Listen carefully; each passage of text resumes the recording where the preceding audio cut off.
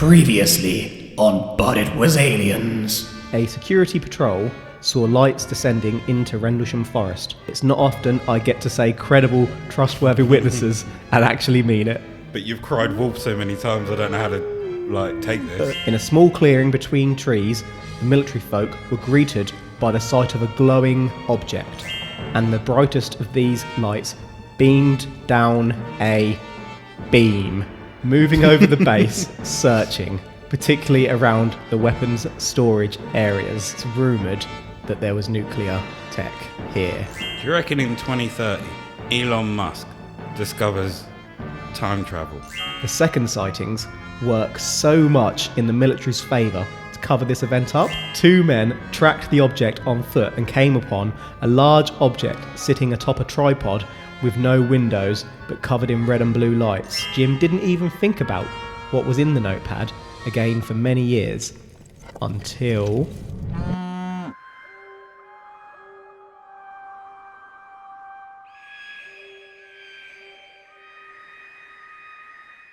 Howdy, howdy! Alright, bah! I'm right there. Welcome to But It Was Aliens, the extraterrestrial comedy podcast where we probe real-life alien incidents to determine whether they really did involve aliens. I'm your host today, Kevin the Grey, and with me is this little Mardy bastard, Granville Moonwalker. What up? Last week... You're Marty, bitch. See, Mardy. Last week we left off midway through what turned out to be a two-part episode on Rendlesham Forest for our big 5-0. It was just too big for one probe, so we've had to whip out the double on it. So let's get right back into it.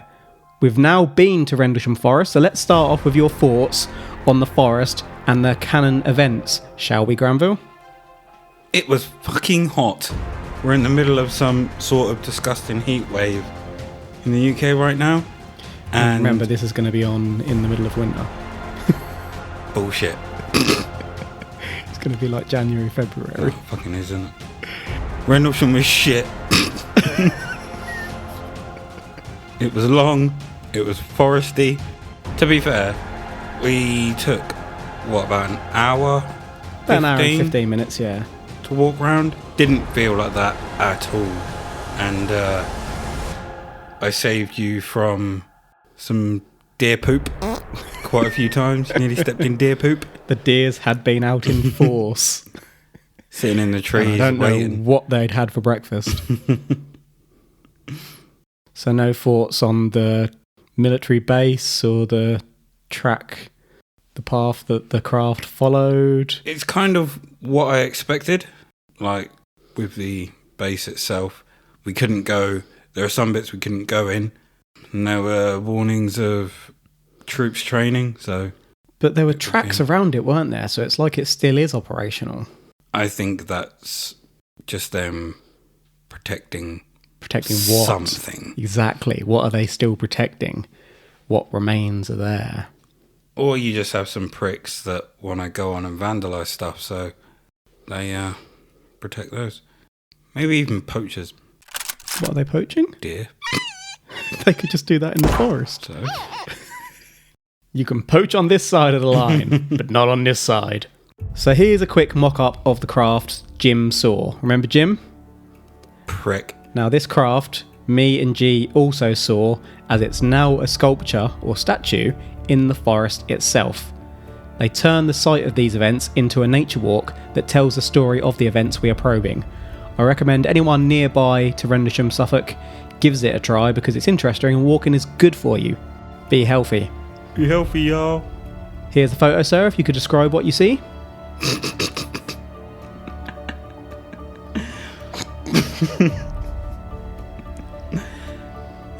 So you've clearly been more than once. So what I'm looking at is this prick opposite me. Oh, he looks like a handsome devil in that photo. That guy stood in front of the UFO. Real manly, chiseled. Striking a pose. He also happened to strike earlier on, except he's looking more prickish here. So no thoughts on outlining the craft for our audience who can hear us but not see? No, they can wait. because I'm still going to describe you as being a prick. He's about 5'6". Short. 5'7" actually. It's about 5'6". 5'7" and and a half. I don't know how to describe you other than a prick. So right, let's get to the craft. Handsome, chiseled, gorgeous, real manly. Prick. I'd even take hairy at this point. It's a little hairy prick.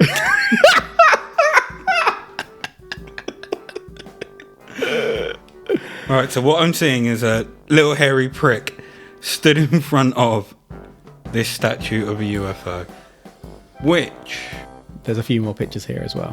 pretty much would look like you would... Well, I I want to don't know. say like you would expect it to look like, but then you look at it and it doesn't look like you No, would it's expect more it to look like. triangular than I think I expected. Imagine a... Upside down mushroom. I was going to say triangle, but then it's not pointy like a... It is kind of though, isn't it? It's got the 3 points to it. Then it's just I'm kind just trying to of think of something that is similar. spherical between the points. I don't think there is anything similar. I can't think of anything that looks quite like it, in fairness. But it's shiny and it's black anyway. And it's about 6'6" maybe in height. I wouldn't say it's 6'6". Probably about 6 foot. No, it's bigger than that. Because when I took the photo of you in front of it, you had enough I was space taller. for another. you weren't anywhere near.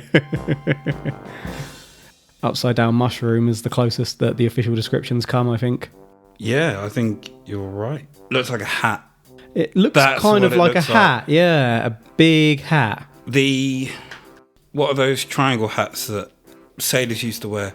You Or know like more about seamen than me. admirals. Pardon? Admirals. But yeah, there were glyphs on the side of it as well, which didn't look like any language that I've ever come across personally. I don't know how you would describe them. Like what they look like. This is a One- fucking terrible description for an audio podcast. Yeah. We're doing our finest work here. But one was like a triangle with little circles dotted on it. There will be pictures. One is almost like letters that don't exist, like a back to front F, but also slightly upside down. It's, hard to describe it really. There's no comparison point to anything we're familiar with. So let's just call it alien. Before we move on, Yes. there are 2 pictures I'm looking at right now. One is of Kev pointing to the name Kev scratched into the UFO. Now, either he did this himself and is a dirty little hairy vandal, or someone else called Kev was there. Or aliens. And then the other picture I'm looking... So, Kev staying at 5'6". 7, for Christ's sake. Next Be to this. fair. Fine. Kev standing 5'7" with shoes on next to this. 5'7.5" with shoes on. God damn it. Next to this craft. You've described it as being 6'6", right? Yep. So you're what? A 5. foot off the top of this craft? About that, yep. And the other picture is of a lady next to this craft. Now, either there's another version of this craft somewhere, or she is tiny. Because she looks about 2'3". I can see why you think that, but if you look closer at She's her not kneeling knee, down. She's taking No, a knee. she's not. She is. She's stood upright. You can see the knee is bent. All I can see is a kneecap and the rest of her leg. She's tiny. But yeah, the aliens obviously knew we were coming and scratched my name into it. Was that what they did? Little vandal. Either a small human or something small was in there if they were flying it. See, I wondered about that because Jim said that there wasn't a cockpit area, but I think you could sit a couple of people down in there quite comfortably. Probably one. And who's to say they're as big as us? True. He's looking at it from a human perspective, isn't he? He also touched this, didn't he? So he says. Did he get burnt? We will get on to the details. Okay. I was then about to ask. That's a good segue there, to be honest. If he had any radiation poisoning or anything. So we left off discussing Jim and his notebook, if you recall. Jim moved on, as I say, and fulfilled a respectable career. But as time passed, he had some issues, possibly with post-traumatic stress, and ended up seeing a therapist, then a hypnotist, as they believed that Jim may have experienced some childhood trauma. However, when Jim was hypnotised, as Jim came round, the therapist demanded that Jim attend a second session. Jim asked the hypnotist what he had spoken about, and the hypnotist explained that Jim had mentioned the Rendlesham Incident, and specifically said, when asked if he saw beams from a craft, that he had seen visitors. Visitors. So Jim attended a second session, with the sessions being about 4 hours. Jim. So Jim hadn't mentioned any of this until he started having therapy. Hypnosis again. But he didn't go out looking for this. He was made to go to therapy, and that's where it came out. Alright. Do you know if the transcript of his sessions is anywhere? Like, do you have it? Or I don't have it. Jim there reportedly recordings? has it, but it's quite personal. oh, one of those ones again. I believe he's shown it to people, but he hasn't published it, and I can understand that, quite frankly. Okay. It's fair enough. At least he's shown it to someone, not the old... And the therapist themselves. Yeah. Not the old... yeah, I've got it, but no one's seeing it.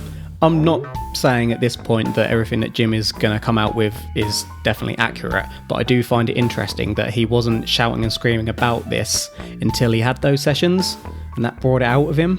That makes him slightly more credible to me. Bringing up the hypnosis and him having the files but not releasing them reminds me of John Thumb. How so? Because John Thumb claimed the exact same thing, and he wouldn't put the files out because they were personal to him.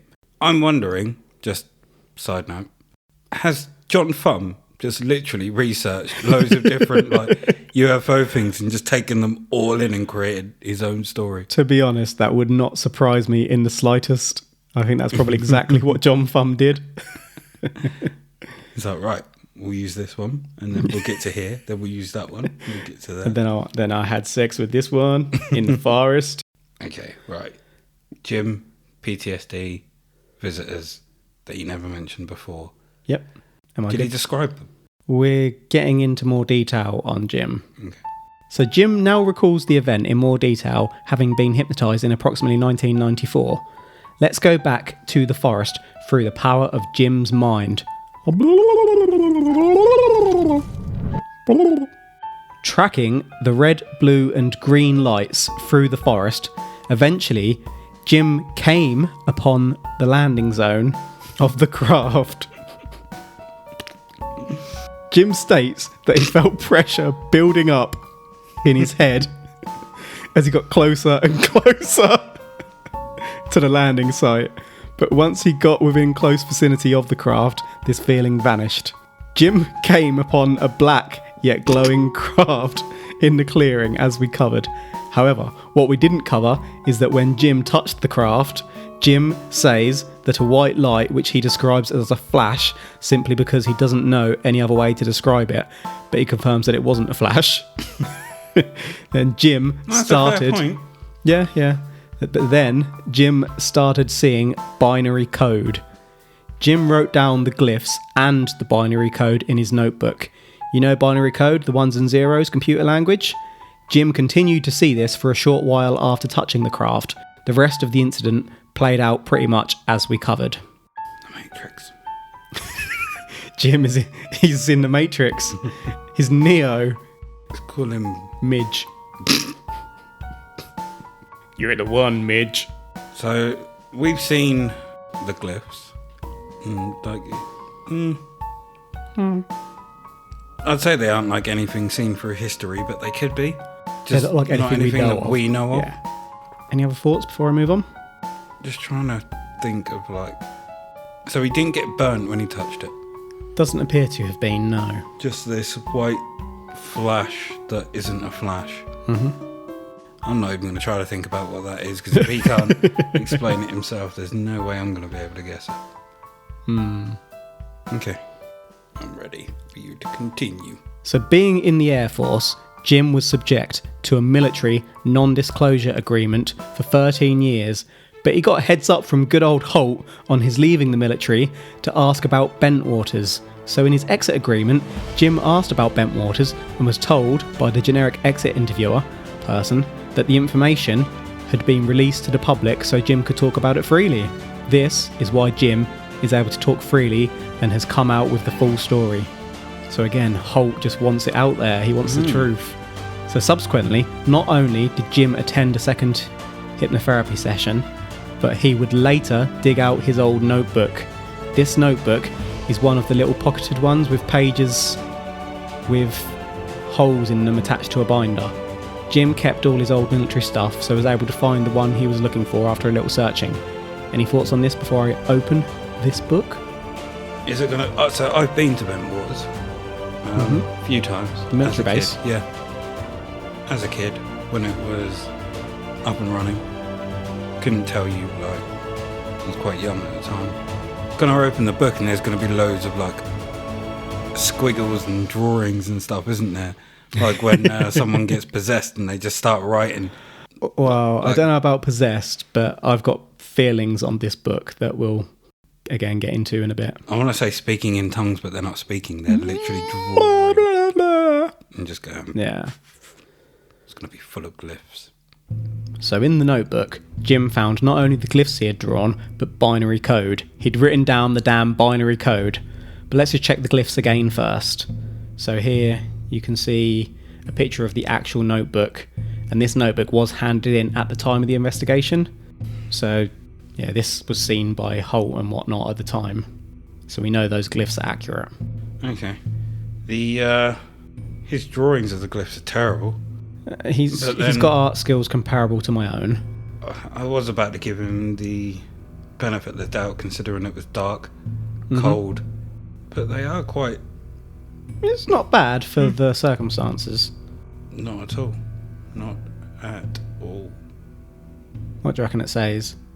Kev is a little hairy vandal. Did not put my own name on it. You did. Wasn't me. Tried to claim it.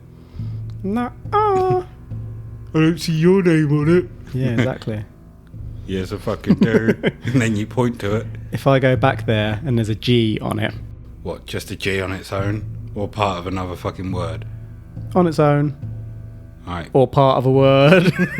If you go back there and write my name on it. Stick your photo on it. Putting writing on a ship, we do that on airplanes, don't we? That we do. And obviously SpaceX, the Dragon capsule that's landed not too long ago, says Dragon on it. It's quite a human thing to do, isn't it? That's not to say that aliens wouldn't do it too, but I'm just making the observation. So they'd be able to tell what... I wouldn't say what craft is what, but what craft is what. If they have, for example, if they have a fleet of them. So I have no idea what it like what it could say. Could say, let's go steal some shit. Jim had experienced visions of binary code when approaching the craft and for a period of time afterwards, as we discussed. Hence why he was able to write something like 15 pages of this code down before forgetting about it. Jim couldn't read binary code, and it was the early 80s. There was no Google. But after retirement, a Rendlesham research group was put together consisting of top anonymous academics, for example from Cambridge University. Everyone had to stay anonymous due to the ongoing stigma. The code has subsequently been translated. What do you reckon it says? That they're talking out of their arse? How would you even know what any of that is? What, and how to binary translate code? it? No, I was thinking You were about thinking of the hieroglyphs. glyphs. No, Yeah. no, we don't know what they are. Okay. But he wrote down binary code. And, Let's take that. and we now have the capability to... Let's rewind it. I've got no idea what it says. So, the code begins by stating, Exploration of humanity continuous for planetary advance. A list of coordinates is then reeled off for world sites such as the Great Pyramid, the Nazca Lines, the Greek Temple of Apollo, and a few others, including an old map location of a phantom island called High Brasil, just off of Ireland. This island existed on old maps as far back as 1325, but has not been found by modern humans. The island stopped appearing on maps by 1865. Finally, the code ends, stating, Eyes of your eyes, origin year 8100. I've watched a lot of interviews with Jim. Hours. And he believes that, we'll call them they intended to collect genetic material due to issues they were having with reproduction. So here I've got a photo of the binary code. If you want to look at it, go for it. If you're not interested, doesn't matter, because it's not really going to make a difference to the... I'll have a look. It's a lot of zeros and ones. Mm-hmm. A lot of bloody zeros and ones. Yeah. So one thing I do Yeah. wish to ask, Yes. if there are locations on there such as the Great Pyramid, the Nazca Yep. Lines, and the Greek Temple of Apollo, Yep. why the fudge are they in Suffolk? Looking at weaponry. So maybe they document everywhere they go, and they're going to document Suffolk next when they go to the next place. They might be looking at our capabilities. So in ancient Egypt, the pyramids were the best demonstration of our capabilities. In 1980, the best demonstration of our capabilities might have been nukes. Who knows? Good point. But yeah, origin year 8100, or 8100 if you will. So they're from the future. Possibly, unless they count time in a different way to us. Hadn't thought of that until just now. But let's say they're from the future. Yes. Musk. 2030 Musk. He's found a way to go forward, he's found a way to go back. He's gone forward to 8100 and then gone back to 1980. There is something specific he's looking for. Musk, we know it's you. So Jim himself believes that this incident is not extraterrestrial. Jim has gone on record to state that he believes that we are being visited by us from the future. He's met Musk.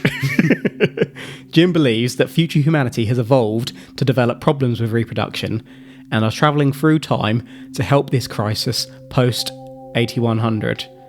Jim also believes that they are studying humanity much as we look at our past to the best of our ability and available technology. So we might go dig.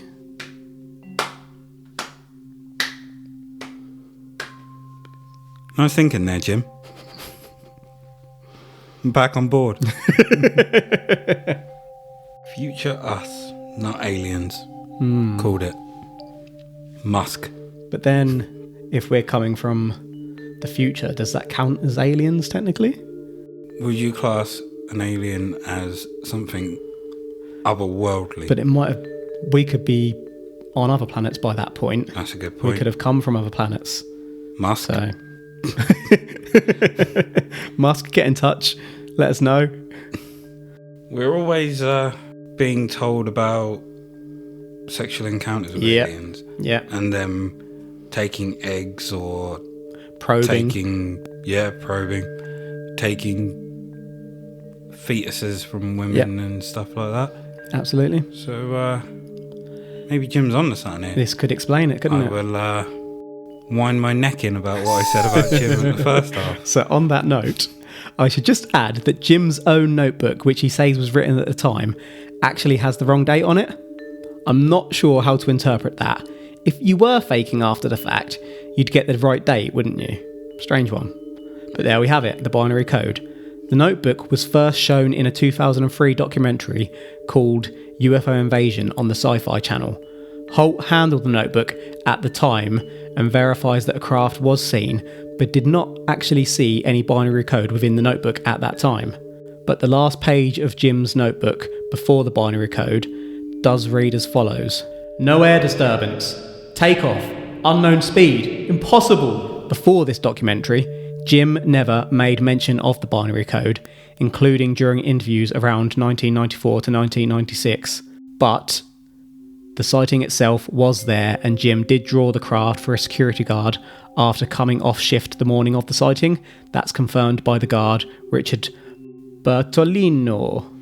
Jim says that he did submit all this information in his original military report, but was made by suited people to sign a half-page statement from the 4 pages he submitted, and stuck to that shorter story until free of military constraint.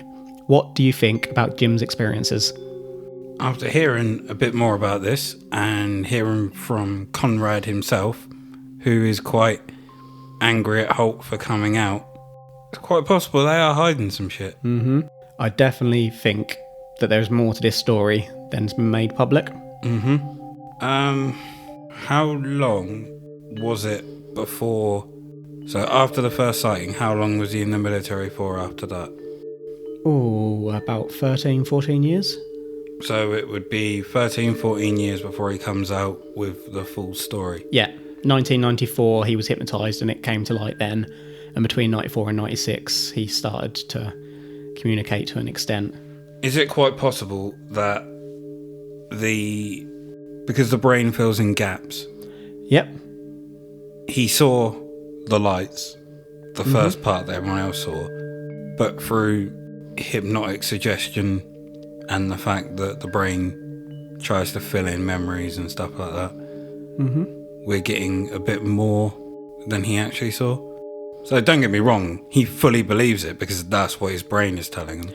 Yeah, and I completely take on board what you're saying there. And actually my own thought is that he probably did see something. He wrote down at the time that he'd seen this craft, no air disturbance. He might have even seen glyphs on the craft.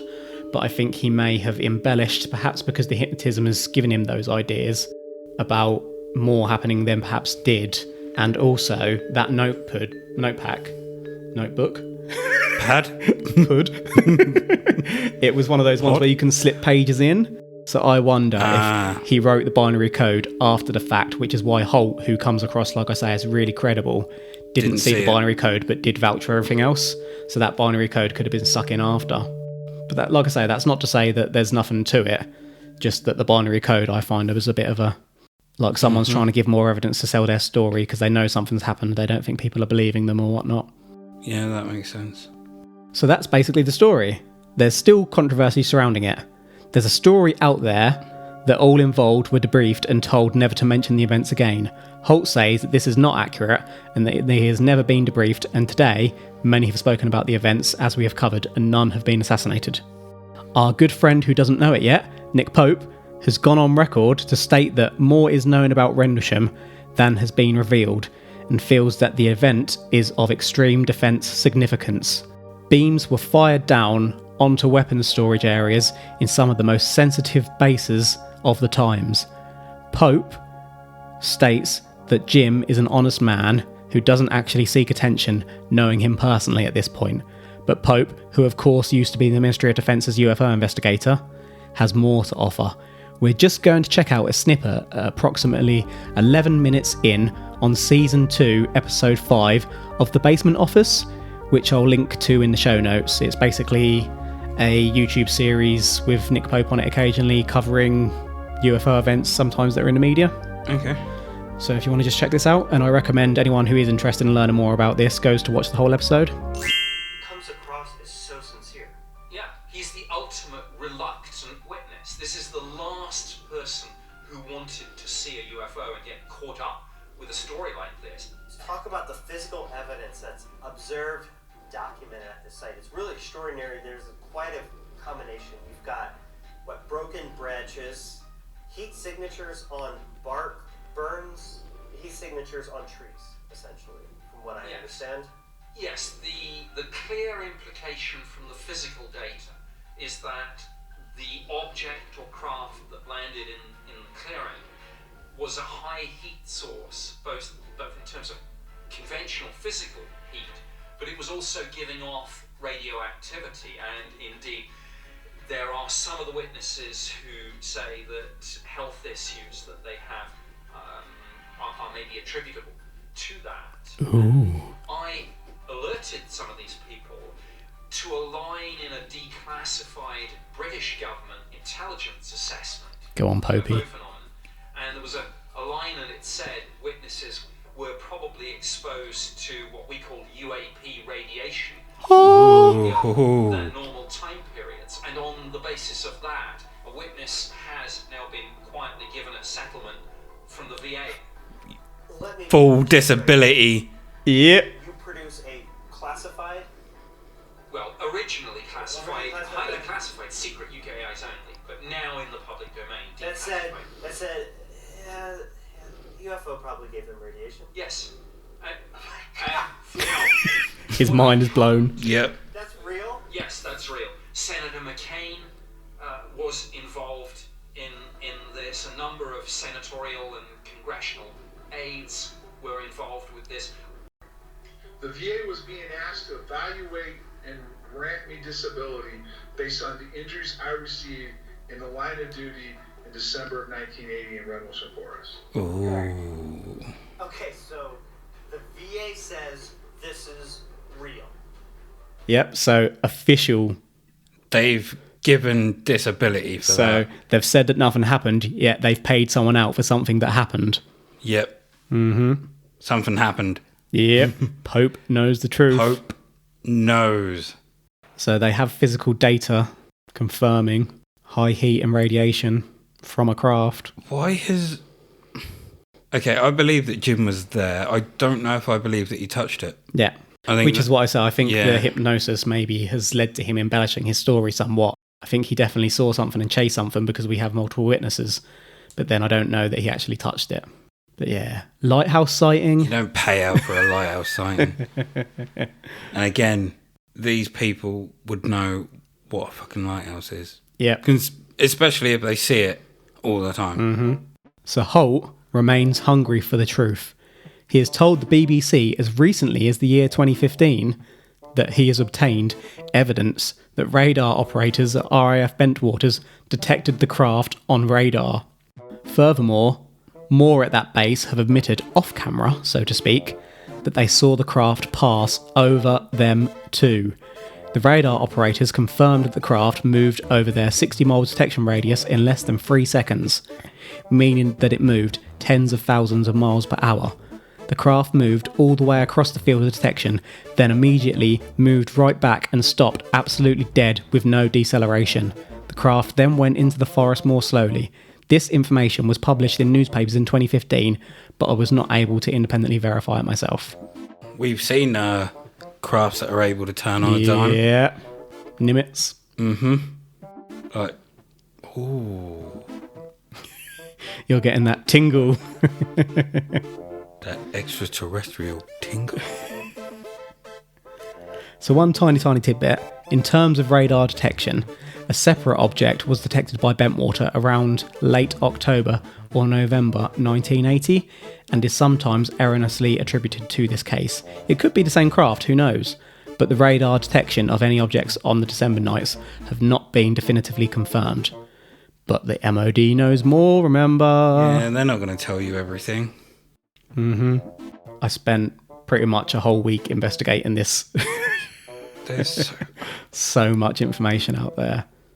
And it just stinks of a cover-up. I bet there's so many files that are still classified. Yeah. And people have obviously been You'd imagine sworn so. not to speak on it. So would you like to check out one final video via the History Channel's Ancient Aliens Season 12 Episode 3 for a theory on what was going on? Sir? If you could please fast forward to 3 minutes and 40 seconds into the following video, which I will again link in the show notes. Good old Ancient Aliens. Fucking adverts. Good old adverts. Okay, there's 5 crafts there. I suspect it was some kind of scam to see what was inside, the ordnance inside. What we do know is Lieutenant Colonel Halt saw Colonel Williams just a few hours later and told him that beams had been shone down into the storage bunkers. And he said, I think the ordnance needs to be checked out. If Colonel Halt's report is true, why were these craft emitting beams of light down into the Woodbridge base? Tell me why. According to some ancient astronaut theorists, they may have been conducting a search, not for nuclear weapons, but for one of their own craft. Ooh. Moving around erratically briefly, he said, as if Popey. conducting some sort of grid search. The reason he said that was that He's getting beams around. of light were firing down And this UFO into kind of makes sense, really. sensitive parts of the base. The other one came down the day before. Mm-hmm. Maybe the aliens would be looking for crashed UFOs, maybe their own alien technology to prevent us from trying to back engineer it and build our own spacecraft. Interesting. And that makes me think from our site visit why it's all still blocked off. If they're not using it anymore, you can't get in. What was there? Are there leftovers? Is the radiation still there from alien tech? Bastards! I say we go back and Hop the climb fence. that fence. I think someone's... That makes sense as to why we saw the snipped fence Yep. been repaired. Someone's thought the same thing and gone in and checked. People have tried to #probe. So we've mentioned a possible hoax. The BBC actually reported that former US military policeman Kevin Conde admitted responsibility for creating strange lights in the forest with his vehicle with modified lights. There is zero evidence supporting this claim. Meanwhile, our friend David Clark, whom was a UFO researcher and National Archiver, we mentioned him in the first part, reported a claim that these incidents were set up by the SAS as a revenge plot on the United States Air Force. In August 1980, according to this story, the SAS parachuted into RAF Woodbridge to test security at what was supposedly then a nuclear site. The Air Force had recently upgraded security and detected the stealth parachutes on radar, resulting in the SAS being interrogated and beaten up, with the insult being that they were unidentified aliens. The SAS therefore exacted their unidentified alien revenge, making the Air Force believe they'd seen aliens with coloured flares, remote-controlled devices, balloons and light riggings, thus becoming laughing stocks. This is the first mention of something that could have caused burning and damage to the surrounding trees, but there is no further evidence of this one either. How would that explain the spike in radiation? I ain't got no clue. Lights going off. So if a flare was to come down, yes. But then they followed this for 2 hours. Mm-hmm. A flare wouldn't... It's pretty extreme to imagine following SAS people through a forest doing all these elaborate tricks for 2 hours with lights literally in the sky. Not only... It would then mean that they would be able to move... Because it was all forest. Mm-hmm. So they would have to know the forest inside out to be able to do that. And don't get me wrong. And you'd have to... Sorry, go on. I was going to say they are extremely skilled. But to be able to keep moving in front of the enemy, setting off flares, and them not see the light come from a flare gun? For me, they'd have to have set this up during the day because there would be so much involved. You can't rig a forest overnight with no light without being detected by the military next door. But you would have been detected during the day as well, and people were more likely to see you. So yeah, I find that one unlikely personally. Also, the guy that says he admitted responsibility for creating strange lights with his vehicle. It's a forest. There were clearings and obviously trails and stuff when we went, but that would have been all forest. Yeah, you'd have a road in and out of the base, and that's pretty much it. How could he get his vehicle in there and create the lights with no sound? Because you would hear the engine of the car, because obviously it'd have to move. So what alternative explanations are out there? The poopers out there describe these incidents as a combination of misinterpretations. That of nocturnal lights, a fireball, the Orford Ness lighthouse and stars in the night sky. Astronomers say that the fireball could have been debris entering the atmosphere and burning up. Clouds moving in front of stars could make them appear to be closer or further away. Meanwhile, this was the Cold War. A Soviet spy craft could have been involved and even downed by the force but kept quiet due to military sensitivity. There's no evidence of Cold War tech. There was a known fireball in the sky around the time of the first incident, and Halt's tape from the subsequent investigation suggests that a light flashed every 5 seconds at certain points, which would be consistent with Orford Ness Lighthouse, though Halt did see more than 1 or 2 light sources. The police thought the indentations on the ground were rabbit diggings.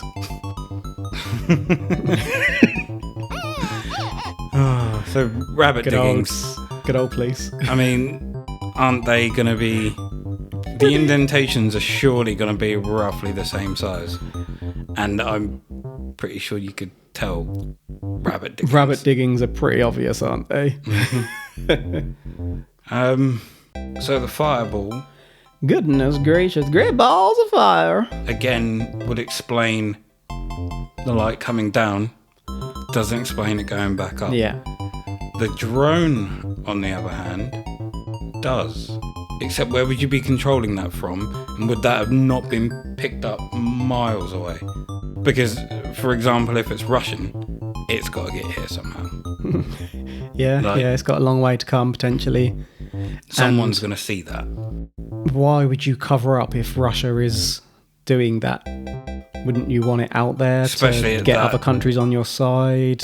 Wouldn't you want to take the tech and use it yourself? Yeah, I think it's just because of the time period everyone was obsessed with the Cold War. That's been thrown into the mix.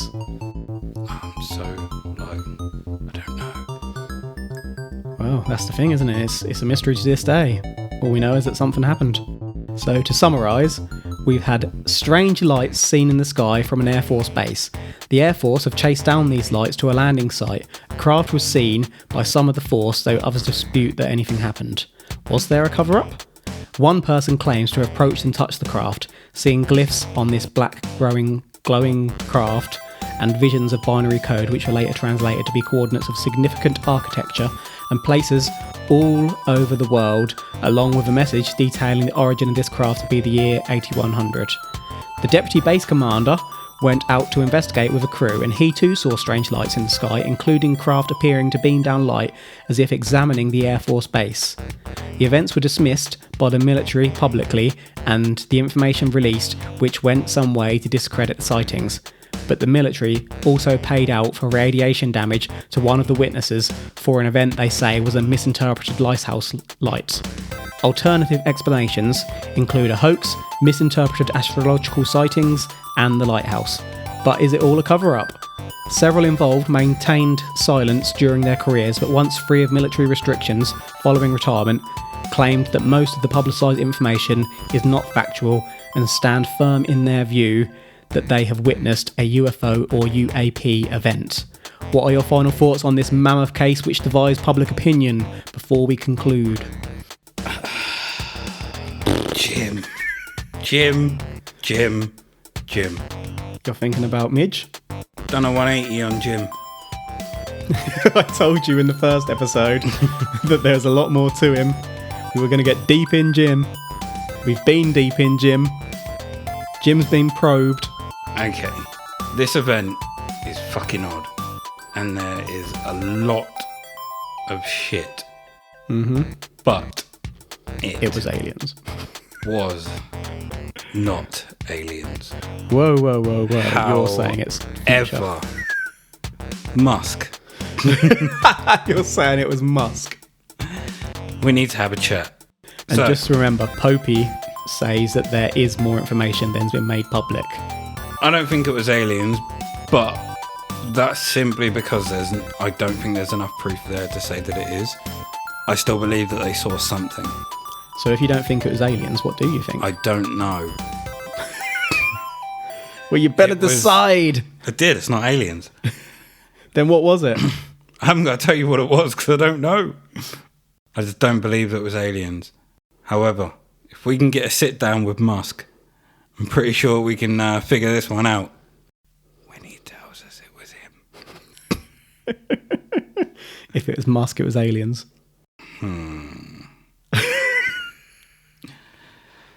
I'm not saying it was aliens.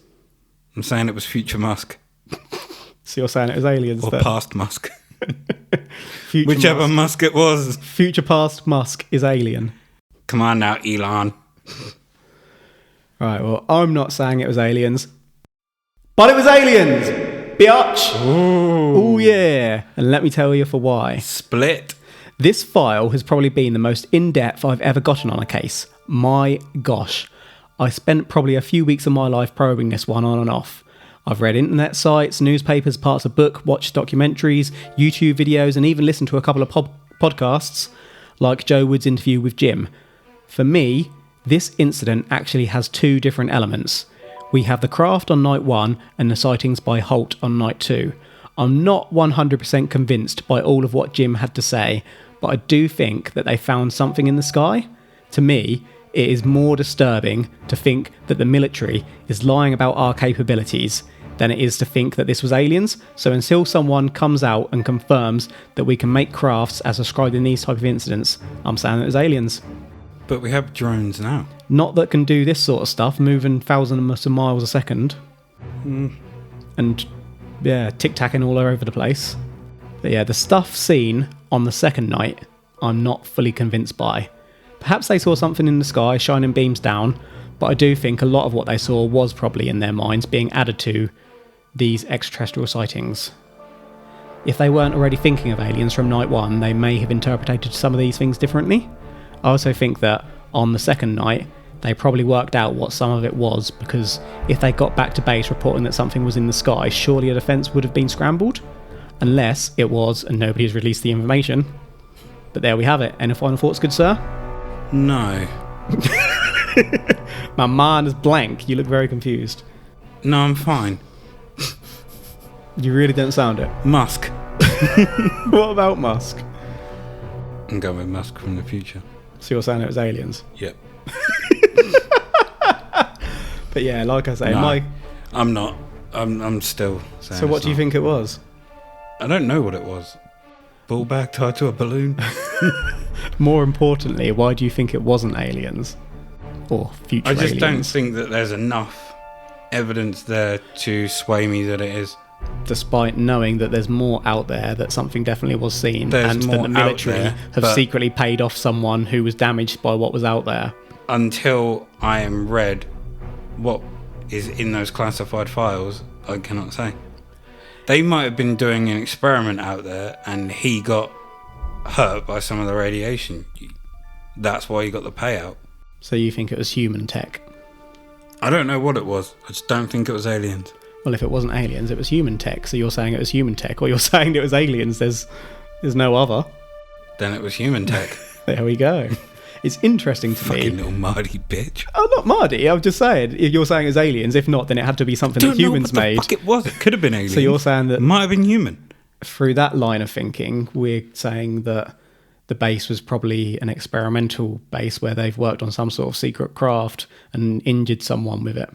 That's another theory. And like I Just say, throwing and out that's exactly why I don't think it was that, because I think that's more disturbing to me than us being visited by aliens. If we've got a military and a government potentially lying to us and controlling us to such a degree. Fuck you! It's interesting to me that you think this one is humans, but then you're on board with Brazil, was it Virginia? Yep. Which had less evidence than this. Oh, no, that had more. No, it didn't. Yes, it fucking did. There's no official payouts for people injured by whatever happened there. No.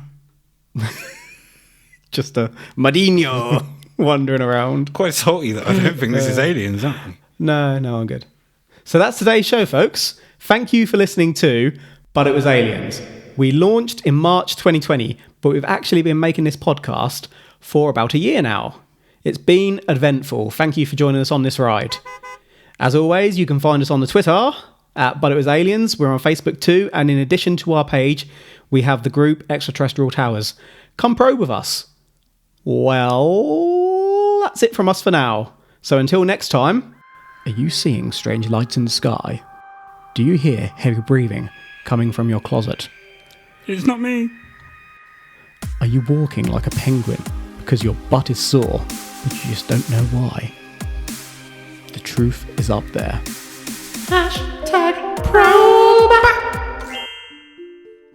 Sorry, probers, we don't usually do this, but we've had to jump back into this episode after we finished recording it. We record these episodes a few months in advance, and it turns out some more information has come to light on this one. In fact, we have a step up on many other podcasters. Yes, we do. Because, and this is genuine, completely genuine, it turns out that my parents knew Jim in the 80s. This is madness. Literally, I was chatting to my parents the other day. I only just told them that I have a podcast. What you're saying is you never told them when we started it. Nope. And you didn't get them to listen to the first episode when you told them? No, and that's not happening. But yeah, I'll just jump in and say that they literally, my dad used to be a very good footballer, and his uncle, so my granddad's brother, was involved in the management of the team, and he lived literally a stone's throw on the same road. Literally, he was a neighbour of Jim. Jim didn't play football, but he was really involved with the team. I could literally tell you things I've learned about his personal life, his family and whatnot. I won't do that out of respect for him, but genuinely, yeah, they knew him. They've drunk in his kitchen. He's been round to parties at my dad's uncle's place, and at the time these sightings happened, he legit told them that he was threatened by his bosses and told that he couldn't talk about the incident at all. Literally legit. So what you're saying is you have just thrown him under the bus. Well, no, because remember he got them to sign a release saying he could talk about it because it was public information after he retired. But at the time, genuinely, like days after it happened, he told my own family, this is bonkers, that he couldn't tell anyone. Yeah, that something had happened that he wasn't supposed to tell anyone about, and like asked them to keep it quiet and whatnot. My mum believes it. My dad is a bit 50-50, but regardless, his story was there. Obviously, he came out of it years later, but inside knowledge of it happening at the time. Bonkers. That brings me on to another thing. Mm-hmm. So we went, obviously, to Rendlesham Forest. Yep. One of my clients? Yeah. It sounds so weird when I say it out of context. Yeah. So I'm a personal trainer, and one of my clients went to Rendlesham and took her kids and just took a couple of pictures while she was there. And there's two little weird objects in... you sent me the photo. In these pictures. Two green orbs. And it's completely baffled me because they're in two totally different places usually, in the picture. With like lens flare, for example, you'd get that when you're pointing towards the light source, mainly the sun. Yeah. But these orbs are on completely different sides of the image, so they're quite hard to explain. One is literally just on the ground, and then the other is in the air. But they don't look like they could be... Like, they just look so weird. I will definitely put those up. Yeah, and that's not to say that we think orbs are aliens, but it's just interesting. Yeah, 100%. But yeah, we just want this to drop back in to tell you that we know Jim. Well, technically my parents know Jim, but regardless. His parents know Jim! Jim and Maria, his wife. Yeah. And actually, I wanted to mention a couple of other things as well, because remember we discussed how one of the people involved got a payoff for the damage he'd experienced? Mm-hmm. Well, Officer Burrows, from 1979 to 1982, his military records don't exist. Ooh. They didn't even record he was in the Air Force. So Officer Burrows was experiencing health issues and went to the doctors, but they said he had no military record at that time. The docs made a request of the military and got nothing back. He showed the Veterans Affairs Medical Office his enlistment papers, to which they said his records must be classified. Burrows was experiencing health issues and had a pacemaker fitted. Wow. And obviously he got the payoff from the military about the damage he'd experienced as a result of this incident. So yeah, that's another little tidbit that I didn't know about at the time of recording.